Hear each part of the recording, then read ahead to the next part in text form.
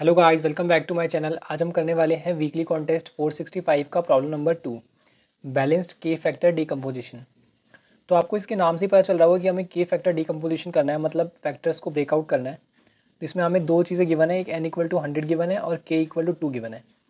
तो इसका मतलब क्या है, हमें इसमें n के दो डिवाइजर्स उठाने हैं। ठीक है, n के दो डिवाइजर्स लेने हैं जिनका जो और उसमें से जो सबसे मिनिमम डिवाइज़र है और जो सबसे मैक्सिमम डिवाइज़र है, उन दोनों का जो डिफरेंस है ना, वो मिनिमम आना चाहिए। जैसे मैं 44 का अगर आपके सामने एग्जांपल लूँगा, तो 44 को देखो, इसका डिवाइज़र क्या होगा, 1 2 है ना, और 11 होगा। हाँ, 11 भी होगा, 4 भी ले लेते हैं ना, 1 2 4 एंड 11। इसके अलावा तो नहीं होगा कुछ। तो हमें इसमें ना k इक्वल टू 3 गिवन है, तो हमें इसमें से तीन डिवाइजर्स को लेना है और उनका एक एरे बनाना है।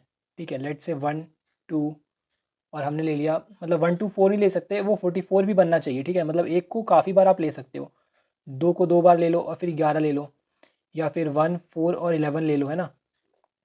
आप ऐसे करके ले सकते हो, या फिर 1 1 44 ले लो। ठीक है, ये सारे कॉम्बिनेशंस क्या हैं, पॉसिबल हैं। बट इनमें से हमें वो पेयर निकालना है, हमें वो एरे रिटर्न करना है जिसमें कि डिफरेंस मिनिमम हो। जैसे इसमें सबसे जो लार्जेस्ट है वो 11 है, सबसे स्मॉलेस्ट 2 है, तो डिफरेंस क्या हो गया, 9 हो गया। इसमें डिफरेंस क्या हो गया, 10 हो गया। इसमें डिफरेंस क्या हो गया, 43 हो गया। तो सबसे मिनिमम डिफरेंस है ये वाला, तो हमें ये रिटर्न करना है, 2 2 11। तो आपको प्रॉब्लम स्टेटमेंट समझ में आ गई। तो आप देखते हैं कि ये प्रॉब्लम को हम अप्रोच कैसे करेंगे, इसकी इंट्यूशन क्या है प्रॉब्लम की। सबसे पहले तो हमें फैक्टर्स करना पड़ेगा, जो भी हमें n नंबर गिवन है ना, उसका हमें फैक्टर करना पड़ेगा। इस k पे अभी ध्यान नहीं देते, सिर्फ n पे ध्यान देते हैं। तो अगर मैं 44 का फैक्टर करूँ तो क्या मिलेगा, 1 2 4 और 11। तो मुझे सारे फैक्टर्स मिल गए 44 के। और मैं क्या करूँगा, मैं इनको स्टोर करवा लूँगा। मान लो मैंने इनको एक लिस्ट में स्टोर करवा लिया, 1 2 4 एंड 11 को। ठीक है, तो मैंने सारे डिवाइजर्स निकाल लिए और लिस्ट में स्टोर करवा लिया। आप अभी इस बात पे ध्यान मत दो कि हम डिवाइजर्स कैसे निकाल रहे हैं, कैसे चीज़ें चल रही हैं। आप अभी इंट्यूशन को समझो। आपने समहाउ सारे डिवाइजर्स निकाल लिए। अब आपको क्या करना है इसमें, अब आपको इसमें से चुनना है, आपको इसी में से चुनना है। आप एक नंबर को कितनी बार भी ले सकते हो, बट कुछ तो कॉम्बिनेशन बनाकर आपको 44 बनाना है, सबका प्रोडक्ट। और उसमें जो, मान लो मैंने यहाँ पे बना दिया 2 2 11। ठीक है, और एक कॉम्बिनेशन बना दिया 1 4 11। तो ऐसे करके जितने भी कॉम्बिनेशन बनेंगे, आपको उन सारे कॉम्बिनेशंस को क्या करना है, कंसिडर करना है। ठीक है, उन सारे कॉम्बिनेशन में जो मैक्सिमम एलिमेंट होगा और जो मिनिमम एलिमेंट होगा, उनका डिफरेंस निकालना है। उनके डिफरेंस को कंपेयर करना है। मान लो मैंने इसमें डिफरेंस निकाला, इसमें डिफरेंस निकला 10, किसी और में डिफरेंस निकला 43, किसी में निकला 9, तो मैं मिनिमम डिफरेंस वाले एरे को अपने आंसर में रिटर्न करना चाहता हूँ। ठीक है, यही है इसकी इंट्यूशन। तो अब आपको क्या करना है, आपको इसी फ्लो में चीज़ों को सोचना है कि ऐसा कौन सा कॉन्सेप्ट डेटा स्ट्रक्चर में जो आपने पढ़ा हुआ है, जो इन सब में से मतलब सारे पॉसिबल कॉम्बिनेशंस को चेक कर ले। अब मेरी समझ में तो यहाँ एक ही बात आती है कि अगर सारे कॉम्बिनेशन चेक करने हैं तो आपको बैक ट्रैक करना पड़ेगा, आपको बैक ट्रैक करना ही पड़ेगा। ठीक है, तभी आप सारे कॉम्बिनेशन क्या करोगे, चेक कर पाओगे। आपने ABC वाला प्रॉब्लम भी देखा होगा, है ना, कि इसमें सारे इसके सबसेट निकालने हो, या कॉम्बिनेशन सम 1 किया होगा, कॉम्बिनेशन सम 2 किया होगा, सारे परमुटेशन निकालने वाले प्रॉब्लम किए होंगे। तो यहाँ पे उसका इम्प्लीमेंटेशन आप करोगे। ठीक है, आपने जितनी भी चीज़ें सीखी हैं, आप उसको कॉन्टेस्ट में अप्लाई कैसे करोगे, यही आपको कॉन्टेस्ट सिखाता है। तो यहाँ पे आपका बैक ट्रैकिंग का वो वाला कॉन्सेप्ट अप्लाई होने वाला है। ठीक है, अगर आप उसको भूल गए हो तो आप उसको एक बार रिवाइज ज़रूर कर लो अपने नोट्स में से। तो हम बैक ट्रैक करके ना क्या करेंगे, सारे पॉसिबल कॉम्बिनेशंस निकाल लेंगे। कॉम्बिनेशन के अंदर क्या गारंटी होना चाहिए, ये गारंटी होनी चाहिए कि इसका जो प्रोडक्ट है सबका, वो आए n के इक्वल। ठीक है, और जो हमारा ये जो एरे निकले, जो भी हमारा ये लिस्ट बन रही है, उसके अंदर कितने नंबर ऑफ एलिमेंट्स हो, k नंबर ऑफ एलिमेंट्स उसके अंदर हो। ठीक है, मतलब k नंबर ऑफ डिवाइजर्स हो और सबका प्रोडक्ट जो है वो n के इक्वल आए। अब बैक ट्रैकिंग में मेनली क्या होता है, बैक ट्रैकिंग में मेनली रिकर्जन का काम होता है। ठीक है, तो मैं आपको बताता हूँ कि इसमें रिकर्जन कैसे चलेगा।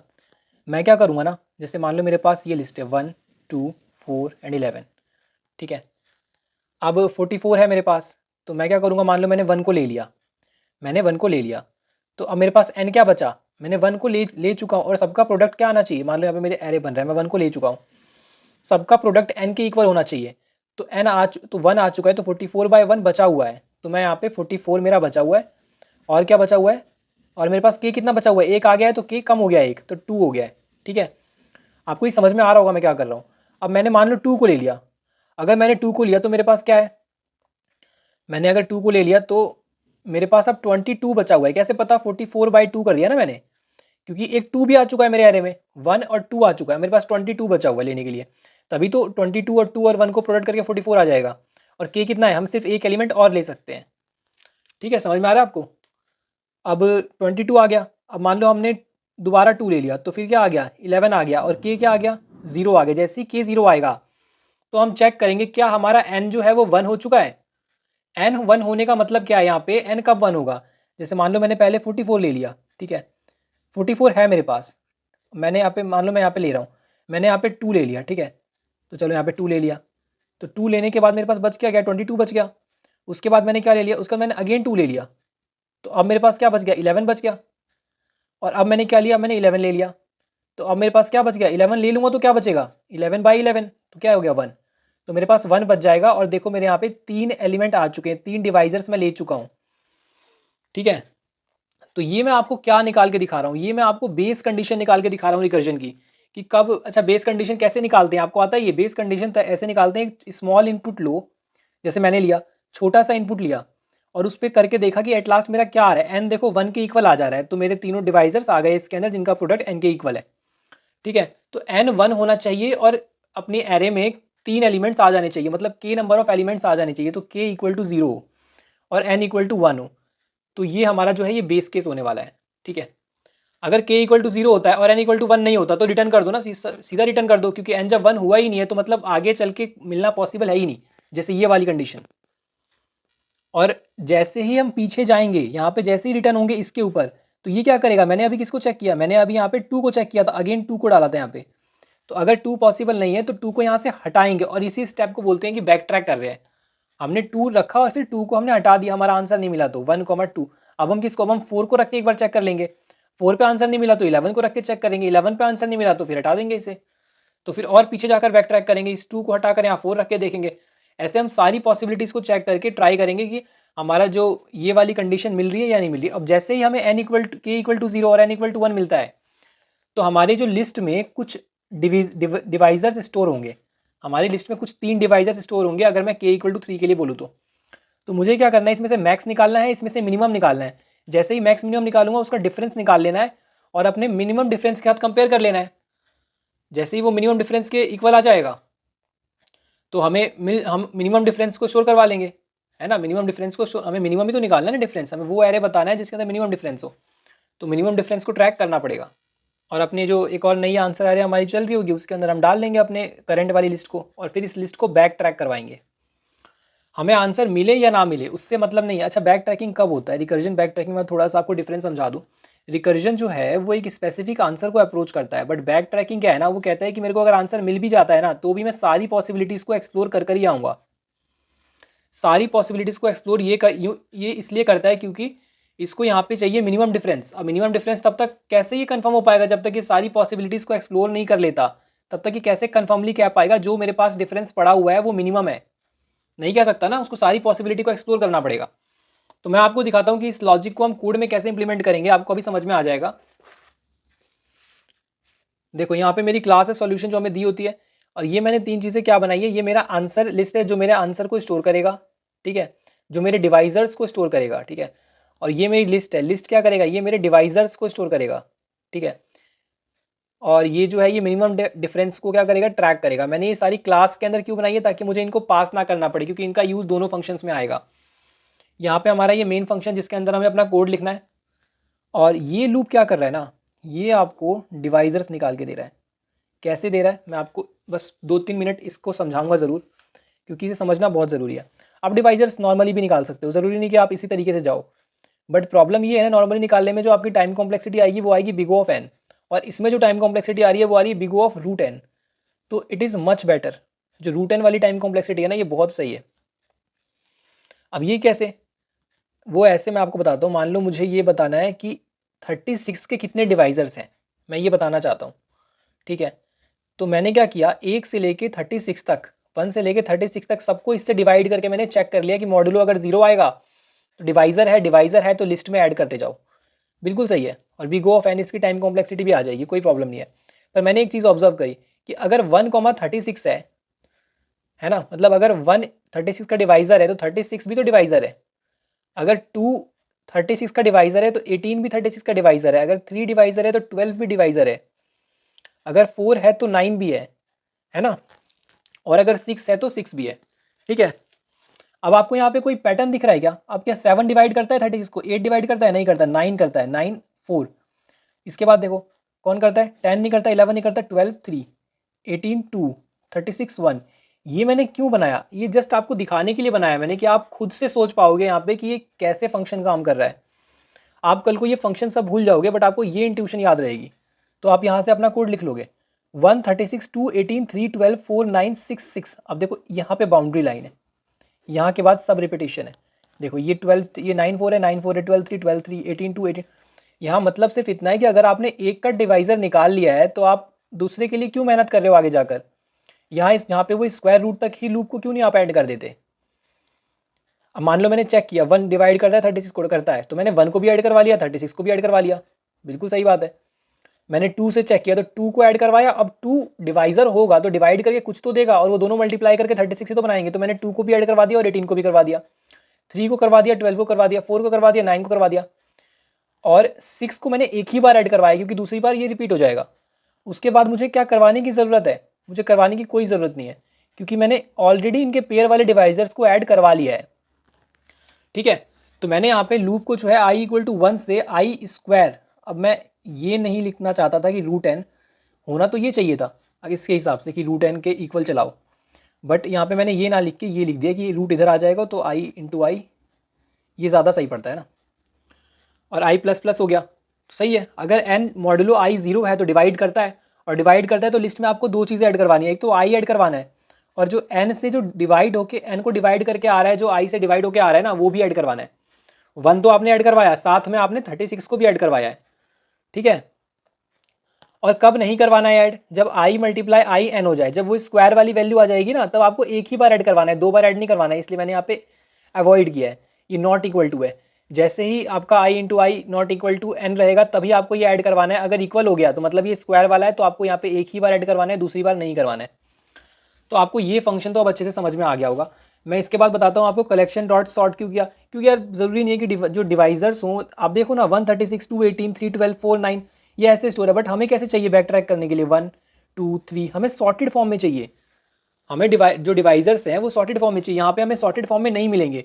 अगर आप बिग O ऑफ n से जाते तो आपको सारे डिवाइजर सॉर्टेड फॉर्म में मिलते ऑलरेडी, और यहाँ पर जो है big O of n log n time complexity आएगी, बट हम इसको कर सकते हैं, हम इसको बियर कर सकते हैं, पर ये जो टाइम कॉम्प्लेक्सिटी है ना बिग O ऑफ n की, यहाँ पे हम एक्स्ट्रा मतलब टाइम कॉम्प्लेक्सिटी क्यों दे, बिग O ऑफ √n जब हमारे पास है। तो यहाँ पे मैंने सॉल्व फंक्शन कॉल किया, सॉल्व क्या है, मेरा बैक ट्रैक वाला फंक्शन है, बैक ट्रैक वाला जो बैक ट्रैक करेगा मेनली, और ये कुछ नहीं, आप इस पर ध्यान मत दो। यहाँ पे कुछ नहीं है, मैंने एक रिस्पॉन्स एरे बना लिया है, रिजल्ट एरे बोल दो इसको, और i = 0 एक आइट्रेटर बना लिया है, चलेगा ये है ना, रिजल्ट डॉट लेंथ तक। कहने का मतलब बस जो लिस्ट बनाई थी ना उसको मैंने एक एरे में कन्वर्ट कर दिया है, क्योंकि मेरा यहाँ रिटर्न टाइप एरे है, इसलिए मैंने ये काम किया है। तो ठीक है, आपको समझ में आ गया होगा ये। और ये अब देखते हैं कि जो बैक ट्रैक वाला फंक्शन है वो कैसे काम करेगा। अभी आपको खुद समझ में आ जाएगा कि मैंने यहाँ पे लिस्ट क्यों बनाई है। देखो जो बोला है जस्ट वही किया है, हमने एनालाइज किया k = 0 पे बेस केस आएगा, मैंने वही लिखा k = 0 मतलब जब हम नंबर लेना बंद कर देंगे। हमें बोला है कि स्ट्रिक्टली कि k = 3 है तो 3 ही डिवाइजर आनी चाहिए हमारे एरे के अंदर, तो 3 आ गए तो बंद कर दो, तो मतलब 0 हो गया, तो फिर वो तो बेस कंडीशन हो गया ना, इसके बाद नहीं ले सकते। और तो अगर ये होने के बाद अगर n = 1 आता है, मतलब कि जो हमारी लिस्ट में जो प्रेजेंट एलिमेंट्स हैं अगर सबको मल्टीप्लाई करके n आता है ना, n तभी आएगा ना जब 1 हो जाएगा। तो हम ये सारा केस करेंगे, कुछ नहीं किया, जो हमारी करंट वाली लिस्ट है ना, करंट वाली लिस्ट, उसमें से मैक्सिमम निकाला, करंट वाली लिस्ट में से मिनिमम निकाला, दोनों का डिफरेंस निकाला, कंपेयर कर लिया अपने मिनिमम डिफरेंस से, और मिनिमम डिफरेंस को दे दिया करंट वाला डिफरेंस, अगर वो बड़ा है मिनिमम डिफरेंस तो। अभी आने वाला डिफरेंस अगर छोटा होगा तो मिनिमम डिफरेंस को दे देंगे, अगर बड़ा होगा तो कुछ भी चेंज नहीं करेंगे, यहाँ से रिटर्न कर जाएंगे। आंसर जो है वो हमारा फाइनल आंसर वाली लिस्ट है जिसके अंदर स्टोर करवा रहे हैं। अब देखो यहाँ पे आपको पता चल रहा होगा मैंने एरे क्यों यूज़ नहीं किया, क्योंकि मुझे बार बार इसको स्टोर करवाना पड़ता है। यहाँ पे हमारा एक लाइन में ही काम हो गया, तो मैंने नई एरे लिस्ट बनाई है। अच्छा, मैंने आंसर में करंट को क्यों नहीं स्टोर कर दिया, ये बहुत गलती होती है कि हम करंट को डायरेक्टली आंसर में स्टोर कर देते हैं, आंसर = करंट करके। वो इसलिए क्योंकि यहाँ पे हो रही है बैक ट्रैकिंग, और करंट में अगर बैक ट्रैकिंग होगी तो जो आपने आंसर में लिस्ट ऐड करवा दिया है ना करंट, उसके अंदर वो सारी लिस्ट में भी चेंज होता रहेगा, तो अल्टीमेटली आपको कोई फ़ायदा नहीं होगा, आपको सारी लिस्ट क्या मिलने वाली है, एम्प्टी मिलने वाली है लास्ट में।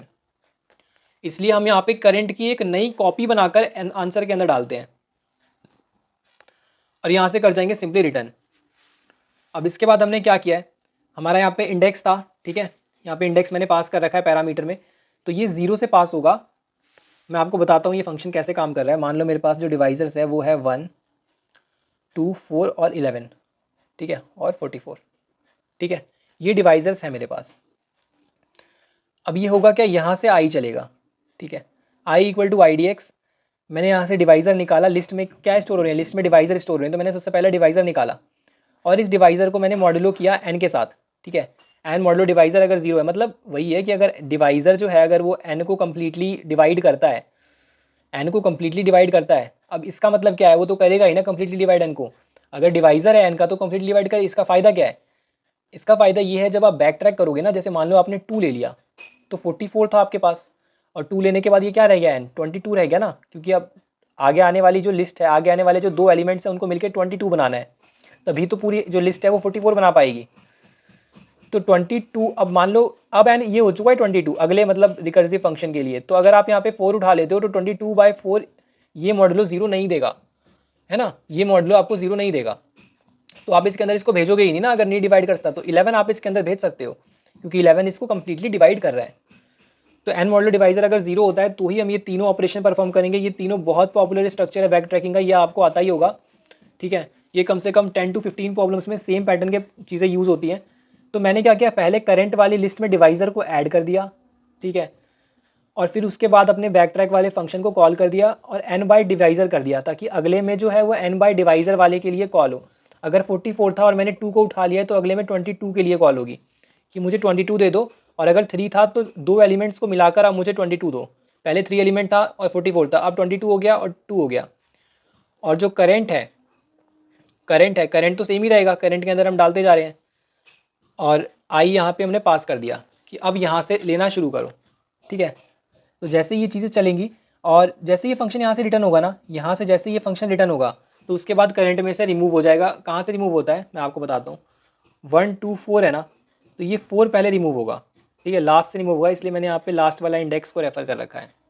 मैं आपको इसको थोड़ा सा ड्राई रन करके दिखाना चाहता हूँ ताकि आपको बैक ट्रैकिंग जो है वो कम्प्लीटली समझ में आ जाए। देखो यहाँ पे करता हूँ, ठीक है, n इक्वल टू है 44 और k इक्वल टू जो है वो है 3। अब देखो 44 जो है 44 मॉड्यूलो डिवाइज़र, और इसके डिवाइज़र्स मैं लिस्ट बना लेता हूँ। यहाँ पे 1 है, 2 है, 4 है, 11 है, 44 है, ठीक है। सबसे पहले i 0 पे आएगा, है ना, इंडेक्स 0 है, तो i इक्वल टू 0 से ये सबको मूव करेगा, सबको लेगा एक एक करके, पर हाँ ठीक है। और 44 मॉडुलो 1 क्या हो जाएगा, 44 मॉडुलो 1 0 हो जाएगा, इसके अंदर जाएगा, करंट में मैंने ऐड करवा दिया 1 को, ठीक है, मैंने 1 को ऐड करवा दिया। डिवाइज़र ये सॉल्व क्या कॉल करेगा अगले स्टैक में, n बाई डिवाइज़र, तो n बाई डिवाइज़र मतलब 44/1 और k -1 मतलब 2। अब मेरे को 2 एलिमेंट्स को लेकर 44 को बनाना है, और करंट तो एज इट इज़ पास होगा जो लिस्ट होगी, और i यहाँ पे 0 का 0 पास होगा, ठीक है, क्योंकि i equal to I D X 0 है तो i इक्वल टू 0। तो अब अगले आइट्रेशन का ये बोलना है कि यहाँ पे 0 से लेकर आप सबको ट्राई करो, 0, 1, 2, 3, 4 सबको ट्राई करो, और 44 बना दो 2 एलिमेंट्स को लेके, तो सेम वही काम होगा। यहाँ भी i equal to I D X के लिए कॉल होगा, है ना, i इक्वल टू 0 से n तक कॉल होगा, ठीक है। तो मैंने दोबारा 1 ले लिया क्योंकि दोबारा 1 डिविजिबल है। फिर उसके बाद लेकिन यहाँ पे क्या होगा, यहाँ पे 1 हो जाएगा। अब मुझे एक एलिमेंट को लेके 44 बनाना है, तो अब मैंने क्या किया, मैंने दोबारा 1 ले लिया, i इक्वल टू 0, अगेन 0 ही तो पास होगा ना, अगेन 1 ले लिया। अब जैसे ही 1 लिया तो k इक्वल टू 0 हो गया, और जैसे यहाँ पे k इक्वल टू 0 कॉल होगा इसके लिए, तो n क्या 1 है, n 1 नहीं है, n तो 44 है, तो इसके अंदर नहीं जाएगा और सीधा यहाँ से रिटर्न हो जाएगा। जैसे ही रिटर्न होके आएगा तो करंट डॉट रिमूव पे आएगा, ये करंट डॉट रिमूव पर आएगा, इसके बाद तो यही स्टेप है ना। तो जैसे ही करंट डॉट रिमूव पे आएगा तो ये हट जाएगा, लास्ट वाला हट जाएगा। अब देखो जैसे ही हटा तो ये किसके लिए चला था, i इक्वल टू 0 के लिए, इस वाले के लिए देखना आप, i इक्वल टू 0 से लिस्ट डॉट साइज तक चल रहा है, तो i इक्वल टू 1 की बारी है अब, तो अब 2 की बारी है, तो मैंने 2 को रखा। क्या 2 डिवाइड कर रहा है 44 को, हाँ 44 को डिवाइड कर रहा है, और इसके अंदर चला जाएगा, मैंने 2 ऐड कर दिया। दोबारा ये इसके पास गया, बोला क्या यार 0 हो गया, तो हाँ 0 तो हो गया, n 1 हो गया, n 1 नहीं हुआ, n तो 22 है, तो नहीं जाएगा, रिटर्न हो जाएगा, फिर वापस रिमूव होगा, इस सबको चेक करेगा, 4 बैठाएगा, 4 तो देखो पॉसिबल ही नहीं है, नहीं पॉसिबल है 4 44/4 11 हो जाएगा, बट देखो फिर से n1 नहीं हुआ तो ये भी पॉसिबल नहीं है। फिर 11 को आएगा, 11 44/11 क्या हो जाएगा, ये 4 हो जाएगा n, तो n अभी 4 आ रहा है, ये भी पॉसिबल नहीं है। अब 44 आएगा तो 44/44 इधर n की वैल्यू 1 हो जाएगी, यहाँ पे n की वैल्यू 1 हो जाएगी, k की 0 हो जाएगी। तो आप ध्यान से देखो यहाँ पे क्या हो रहा है, मैक्स फाइंड करेंगे। लिस्ट क्या बन गई हमारी, लिस्ट बन गई 1,1,44, ठीक है। और लास्ट आइट्रेशन में बनी है इसकी लिस्ट, ठीक है, 1,1,44। तो 44 आया मैक्सिमम, 1 आया मिनिमम, तो 43 हमारा आ जाएगा मिनिमम डिफरेंस, ठीक है। अभी तो स्टार्ट हुआ है जस्ट बैक ट्रैकिंग में बहुत सारी आइट्रेशन चलती हैं। तो और हमने इसमें करेंट आंसर में क्या शो कर दिया, इस वाली लिस्ट को स्टोर कर दिया कि अभी तो ये है, अगर इससे कम डिफरेंस वाला मिलता है ना तो उसको स्टोर कर देंगे। तो अब क्या होगा, रिटर्न तो तब भी करेगा, रिटर्न फिर भी करेगा। अब जैसे ही रिटर्न करेगा ना यहाँ से 44 को, तो वही भाई मेरा तो खत्म हो गया, मेरे तो सारे आइट्रेशंस खत्म हो गए, अब इस पे आ जाओ। अब 1 की जगह 2 को ट्राई मार के देखेंगे, फिर उसके बाद 2 के लिए यहाँ से यहाँ तक सबको चेक करेंगे। तो आपको अब समझ में आ गया होगा कि बैक ट्रैकिंग कैसे काम कर रहा है। इससे ज़्यादा तो मैं करवा भी नहीं सकता क्योंकि इससे ज़्यादा बहुत लंबा लूप हो जाएगा, ठीक है। अब इसकी टाइम कॉम्प्लेक्सिटी की आप बात कर लेते हैं। टाइम कॉम्प्लेक्सिटी जो होगी ना इसकी, तो देखते हैं टाइम कॉम्प्लेक्सिटी क्या होगी। देखो सबसे पहले तो हमने ये वाले लूप को रन किया है, तो इसकी तो बिग O ऑफ √n होगी, हमने डिसाइड कर लिया है। इसकी क्या होगी, इसकी होगी बिग O ऑफ, इसके अंदर सिर्फ डिवाइजर्स है ना, मान लेता हूँ k नंबर्स ऑफ डिवाइजर्स है, big O of k log k, ठीक है। इसकी बिग O ऑफ √n होगी, और इसका तो देखते हैं, इसका कुछ नहीं होगा इतना। और इसके अंदर जो है हमारा यहाँ, हाँ, ये पूरा बैक ट्रैकिंग जो फंक्शन है वो कितने टाइम चलेगा, देखो हमारे पास d नंबर ऑफ डिवाइजर्स हैं मान लेते हैं, और हर एक डिवाइज़र जो है वो k number of time check हो रहा है ना, k बार ले रहे हैं, उसके बाद हमें फंक्शन को रिटर्न करना है। तो d की पावर क्या हो जाएगी, d की पावर हो जाएगी k, ठीक है। ये हो जाएगा बैक ट्रैकिंग का। तो ओवरऑल टाइम कॉम्प्लेक्सिटी क्या आ गई, √n प्लस, अब मुझे नहीं पता आप इसको कैसे समराइज़ करोगे टाइम कॉम्प्लेक्सिटी को, पर टाइम कॉम्प्लेक्सिटी ये आ रही है, ठीक है। मैंने आपको एक एक इवैल्यूएशन करके दिखा दिया है। और जो स्पेस कॉम्प्लेक्सिटी होगी ना, स्पेस कॉम्प्लेक्सिटी में हमने बिग O ऑफ k का यूज़ किया है, ठीक है। ये रहा यहाँ पे जो हमने लिस्ट बनाई है ना, यहाँ पे डिवाइजर्स को स्टोर करने के लिए, तो बिग O ऑफ k, यहाँ पे ये बिग O ऑफ d होगा, सॉरी, ठीक है। और साथ में जो हमने आंसर वाली लिस्ट बनाई है उसकी बिग O ऑफ k होगी, बिग O ऑफ k होगी, तो जो ओवरऑल होगी वो होगी big O of d plus k, ठीक है। स्पेस कॉम्प्लेक्सिटी ये हो जाएगी। तो गाइज़ अगर आपको वीडियो हेल्पफुल लगी हो और आपको बैक ट्रैकिंग का कॉन्सेप्ट अच्छे से समझ में आया हो तो आप वीडियो को लाइक करो और चैनल को सब्सक्राइब कर दो।